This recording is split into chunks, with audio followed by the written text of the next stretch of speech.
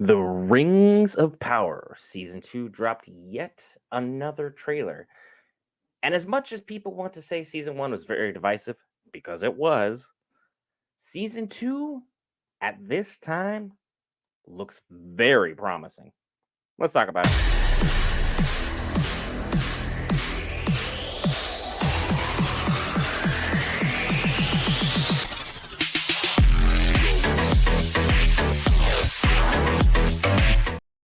All right, guys, Brent here back with Geek to cover all things Marvel, DC, Lord of the Rings, anime, gaming, Star Wars, and more. This time, Rings of Power, and in the description below, I will link both the new trailer and our 1,000 subscriber giveaway because that is still ongoing. It's going through the 25th, I want to say, of August.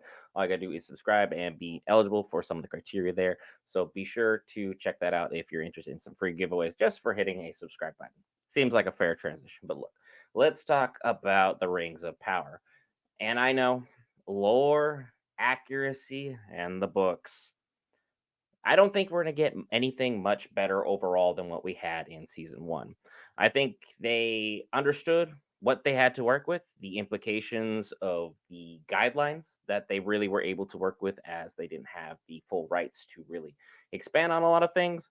But they took liberties at places that were not necessarily the wisest of choices. However, it looks like at this time, season two could be a step in the right direction. The trailer, and yes, I know it's a trailer, it's not the full season. A trailer can make anything look good.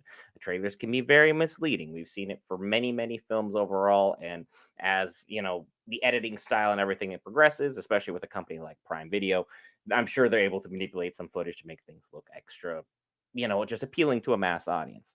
Season two looks promising as all get out. This looks like a Middle Earth I would want to go into. This is a Middle Earth that you would kind of expect to see around this time period. My main questions pertaining to this series are very minimal.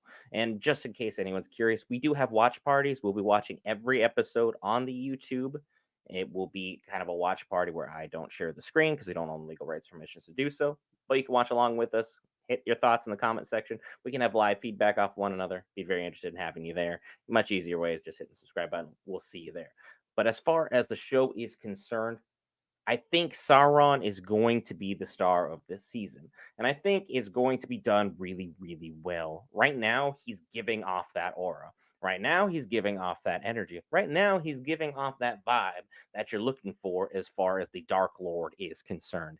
You don't want him to be someone overly friendly, but at the same time, when he is Anatar and he's being our gift giver, he needs to be able to play the part of a sly manipulator. He needs to be a smooth criminal, for lack of better terminology. He needs to be someone that can smooth talk an elf to the point that the elf believes that he's the one who came up with this idea. And everything is above board and exactly as things should be, which seems to be happening with Celebrimbor. If they don't delve into like the full entirety of Celebrimbor's fall, due to his own vanity and his own pride and his ability to try and make things work on his own, because he wanted to be the master craftsman for his age. He wanted to have that project that put him head and shoulders as one of the best to ever do it. He wanted to basically be Michael Jordan, have that flu game. For those who are basketball inclined to understand that Jordan had the flu, played a basketball game, played it impeccably. He did it so dang well, it's basically immortalized. Celebrimbor wants his work immortalized. Same thing, same. All good across the board there.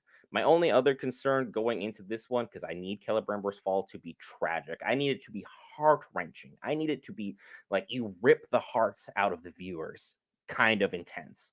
It is exactly how the books would have played this out in its full entirety. You need to have it fully ripped out, not just kind of like Shadow of Mordor, which was horrific for lore. Great game though, horrific for lore, but it was very, very soft, and you really didn't connect with Celebrimbor the way you would have wanted to.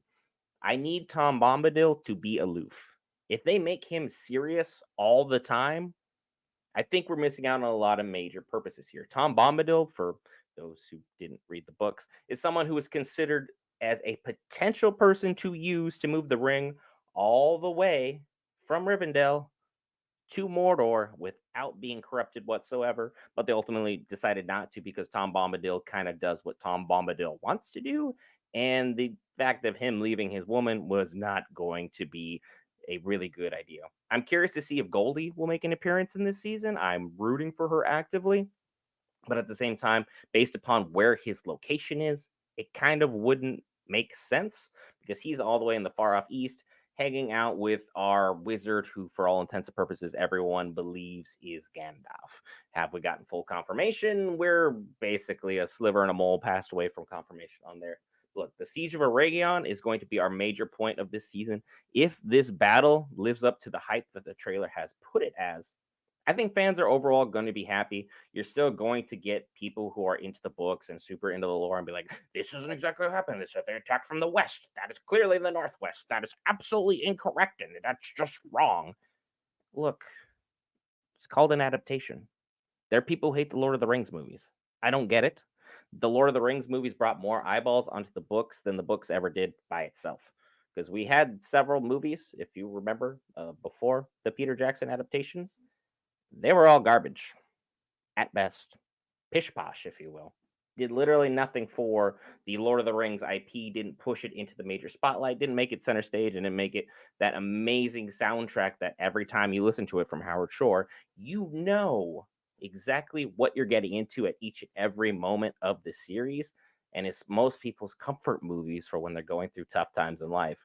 The Lord of the Rings, because of those films from Peter Jackson, elevated. Not everything is going to be 100% adapted faithfully. And that's something season one struggled with hard. Galadriel was not Galadriel in my mind whatsoever.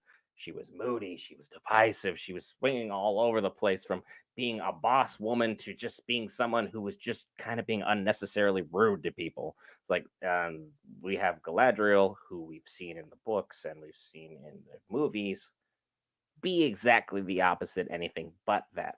So we've had moments in time where things kind of lapsed and fell apart and were rightfully picked apart by many of the viewers. However, with the fall of Celebrimbor, the Siege of Eregion, we have a Balrog on the way. We still have to figure out what in the world Adar's beef is with Sauron. Because look, if you have an army of orcs at your back and command, Sauron was the number 2 under Morgoth. Why in the world are we following Adar but not Sauron? I feel like there should be some kind of at least conversation pertaining to why the orcs are divided at this time.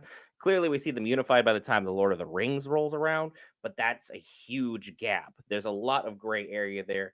Was there some division amongst what was going on here? Because for me, it would seem like Sauron would be the automatic number 2. He would be the number 1 draft pick to replace Morgoth, as he was one of his chief lieutenants.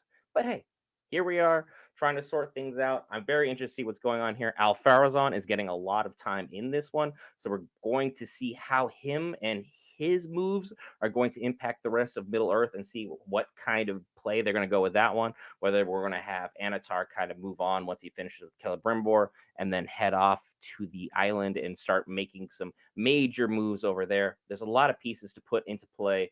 I'm very excited about this season overall. I'd be even more excited if you hit that lovely red subscribe button. Be sure to hit, notifications or on the link below so you can see the official trailer. Be sure to also go ahead and check out the 1,000 subscriber giveaway. Want to make sure we get you guys the best potential for items that you may or may not be interested in. And I look forward to seeing you all at the watch party for Rings of Power Season 2 right here on Geek Variants. I'll see you in the next one.